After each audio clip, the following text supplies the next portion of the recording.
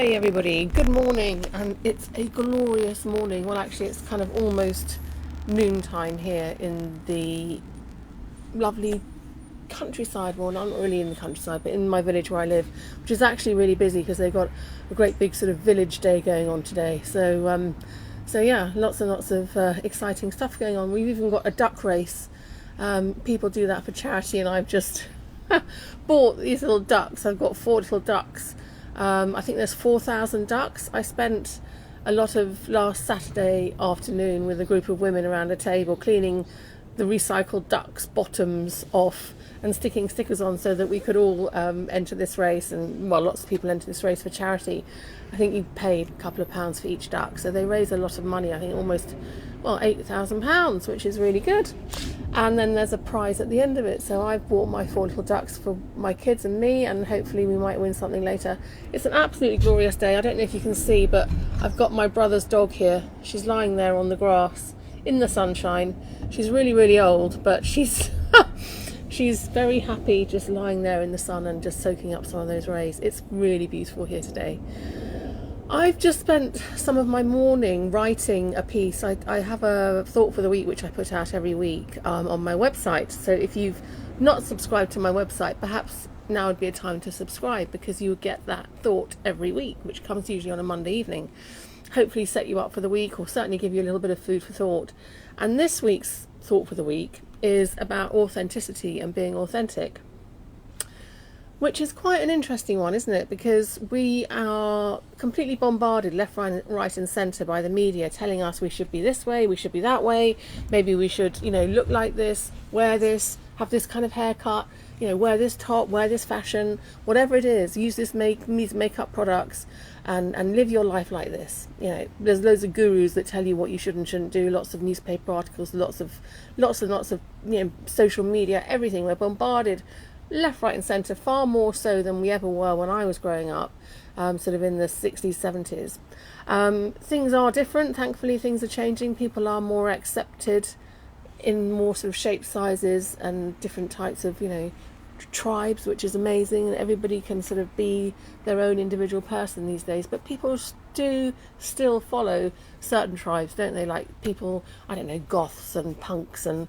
things like that were more kind of evident when I was younger. But these days people do kind of have their own little kind of like tribes that they follow. But I think being authentic to who you are is actually the key to everything. It's sort of almost like the key to the gates of Rome or something. It's sort of the key to happiness. I think it's the key to feeling who you are, to really being who you are and understanding fundamentally who you are. And I don't know how you feel about that. It'd be interesting to know your thoughts on that, because for me, I'm sort of in my late 50s now, and it's taken me kind of a while to really understand who I am and to be absolutely comfortable in my skin. And I am comfortable in my skin pretty much most of the time. So, I certainly wouldn't put a bikini on and things like that, but I'm very, very comfortable in my everyday general skin. And I think that's the key. That's the key to living a very full and true life, true to who you are. And also, I think by being like that, you can actually, hopefully like attracts like. I mean, sometimes, light can attract darkness and vice versa. But I'm hoping that as time goes on and I've learnt my lessons from, previous friendships or relationships or whatever, or, instances, business and things like that in the past, as time goes on, you do actually, I think, if you are genuinely who you are, you can kind of suss people out a bit more, and you do actually project that person, that genuineness, that authenticity, and hopefully you can read that in other people too. So I'm hoping that those are kind of like magnets that come together rather than sort of force each other apart. I've certainly found as I've got older and I've become a lot less worried about what people think about me. I'm much more down to earth. I'm much more honest about what I talk about and what I say. I mean, sharing things with you, for instance, all of you people out there from all over the world, we've all got different backgrounds, we've all got different phenomenology, we're all from different places, everyone is totally 100% unique, and yet I have no trouble sitting down and telling you my feelings, my inner thoughts, how I am today, and I'm also just fascinated by what you have to say as well, and how you're doing and what you're up to. So I think that, yes, definitely the older I've got, the more authentic I've become, and the more poignant certain subjects are to me because of my life experience and what I've gone through and what my family have gone through and my friends. So for me, I can talk about mental health because I've been through mental health issues. My members of my family have been through mental health issues, and lots of friends and people I know, I've been there to support them, and they've had lots of ups and downs. I can talk about size, weight, looks, all of those things because I've been through it. I can talk about sort of bereavement and understand bereavement and have more empathy now because I volunteered on this bereavement course, and I've been on this bereavement course, and I've had lots of therapy and counselling. So I think I'm in this position, quite a sort of unusual position now at my age, where all my life experiences have kind of melded into the person I am and made me who I am, and that has kind of enabled me to be there, really, I suppose, and to be able to give something back. And this is why I do Ravenous Butterflies, because for me, giving something back to people, if I can, in a positive way, to enable them, to enable you as individuals to go out and have a brighter day or a better day, or perhaps a slightly more inspired day with a bit more of a kind of bounce in your step, even if it encourages you just to get out of bed and brush your hair. I mean, just something, if you're going through the tough times, just to know that I'm there I want to be there for you. I mean, I know that might sound really, I don't know, a bit naff, but I do. I mean, I really do. I feel that I've been through it, and I empathise, and I can obviously not. I don't live in your shoes. I don't live your life, but I empathise, and I'm here to try to help, to try to be a bit of scaffolding to sort of help support that kind of mental health, that kind of well-being structure of you that you might need, to lift you up a bit in life. Some of you are absolutely like, boom, you're just flying through life and everything is wonderful, and that's fantastic. But some people aren't, and I mean, I think there are those moments in life where we all need to be little kind of virtual hug.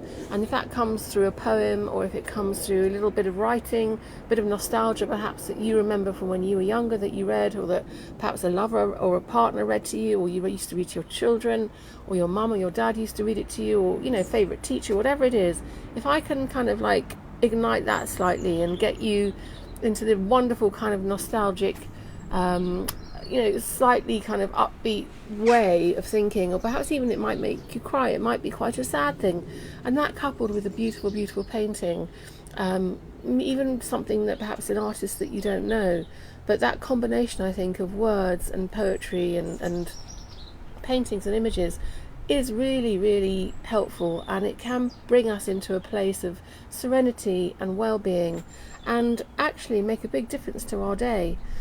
Sometimes, when I go to bed at night, I might look at some, read a beautiful poem or something from a book. Sometimes I even just read the first page of a book because, like The Great Gatsby, because then I get the whole sort of quick shot in the arm of the image of that story, and I get back into that kind of nostalgic feeling of when I first read it on the beach, or when I was 13, or when I watched the movie, with Mia Farrow in it and Robert Redford when I was, gosh, I don't know, that must have been the mid-70s, so a long, long time ago.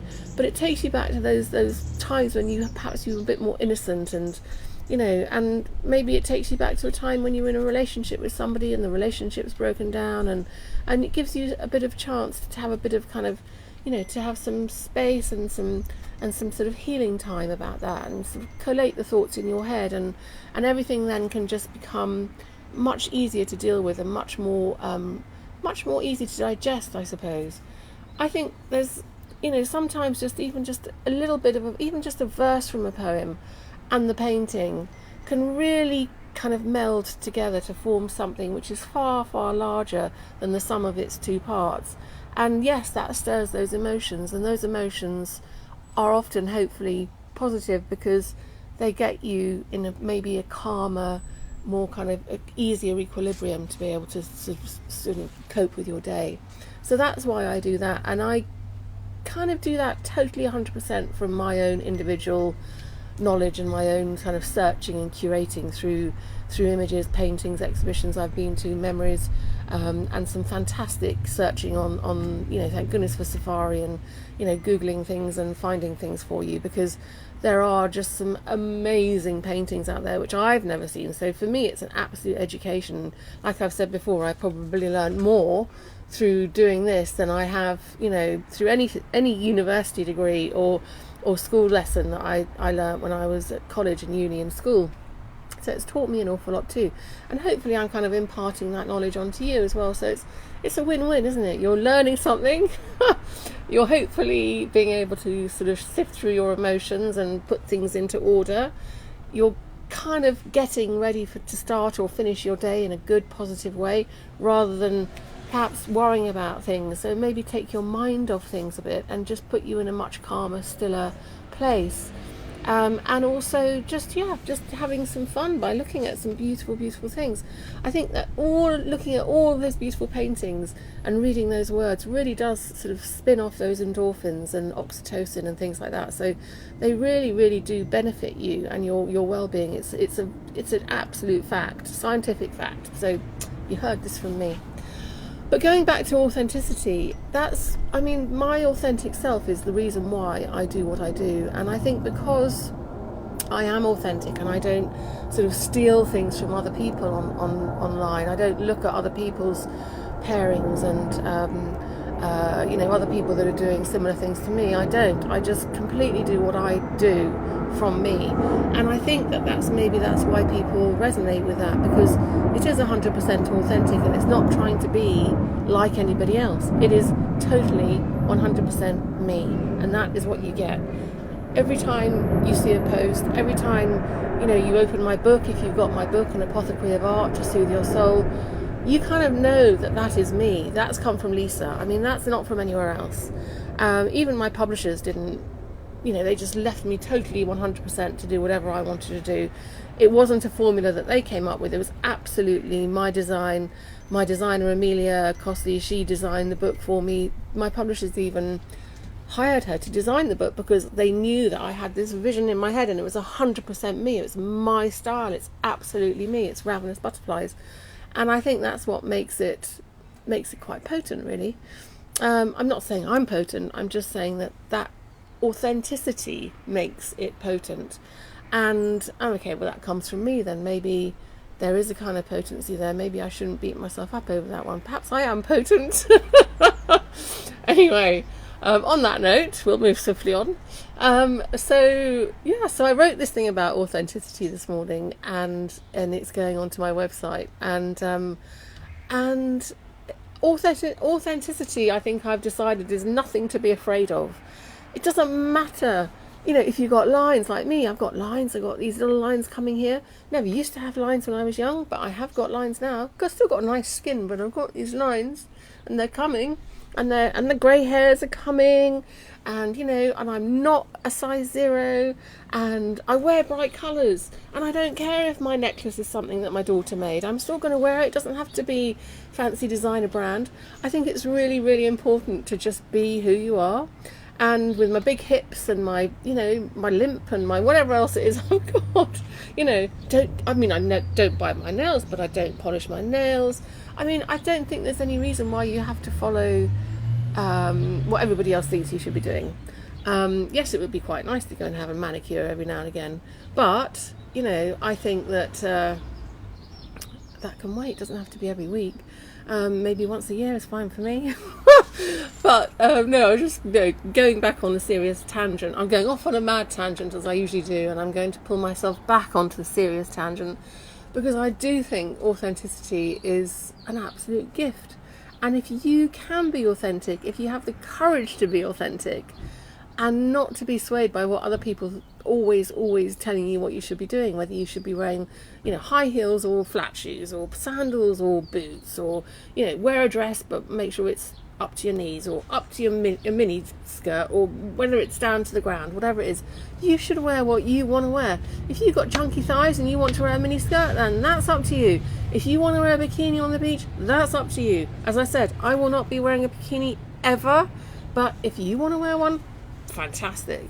If I want to go on the beach and wrap myself in my wrap and not let anyone see my body, that's up to me and that's fine. But that's exactly what that's exactly what I'm saying. It's like, you have to be authentic to yourself, and you don't have to worry, I don't think, about what other people think. I mean, sometimes I'm a bit self-conscious. I think, that's only human nature, isn't it? But generally speaking, I can walk into a room like I own it. That's what I hope I can do anyway. And I can talk to anyone, and I will talk to anyone, and I have no problem talking to anybody they can be, I don't know, they can be a road sweeper, they can be king, or they can be a gardener, or they can be a cook, or they can be an artist, or they can be a banker.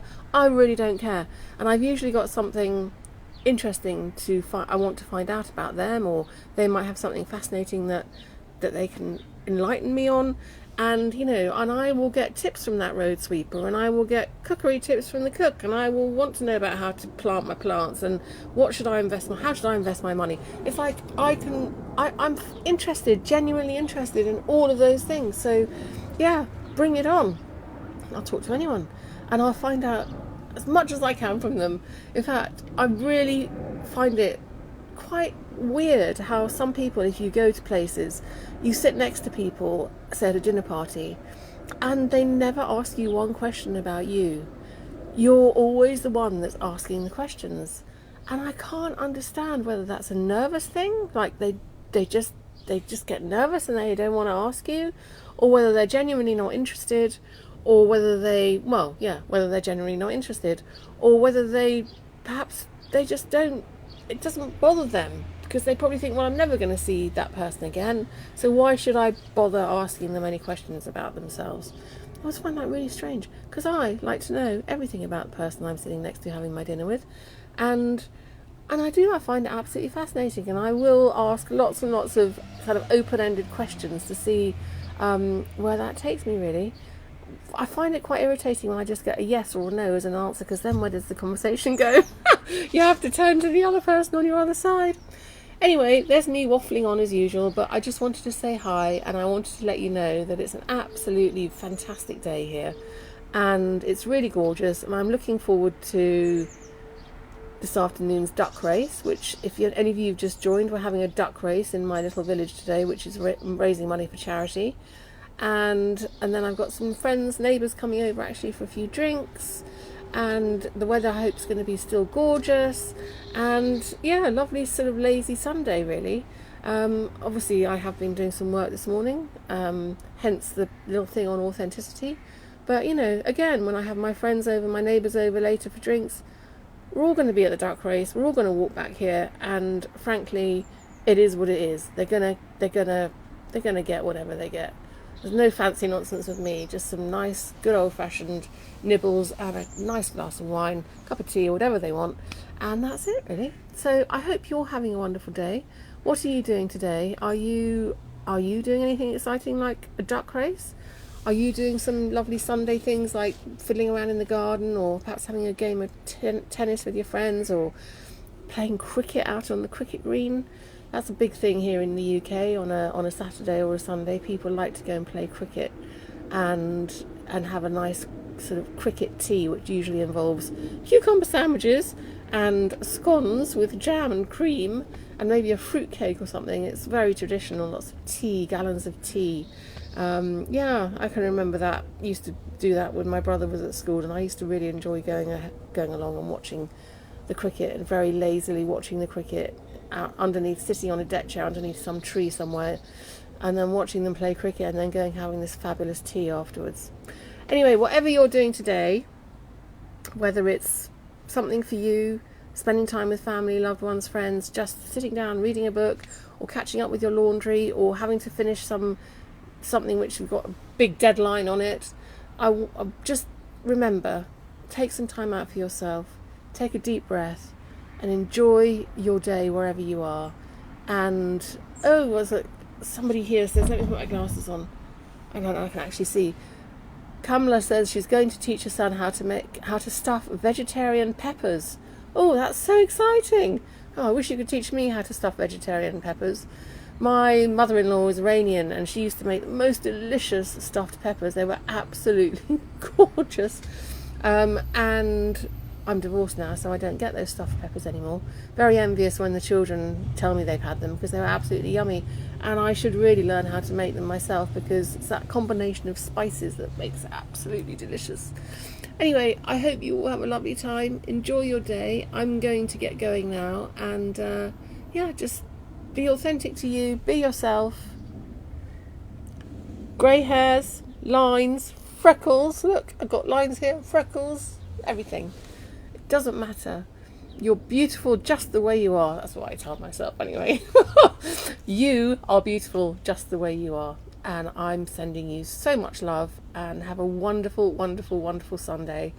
And I hope that you're at least doing some of the things that you enjoy doing. And if you're not, then make some time for those things, because it's important that you look after you.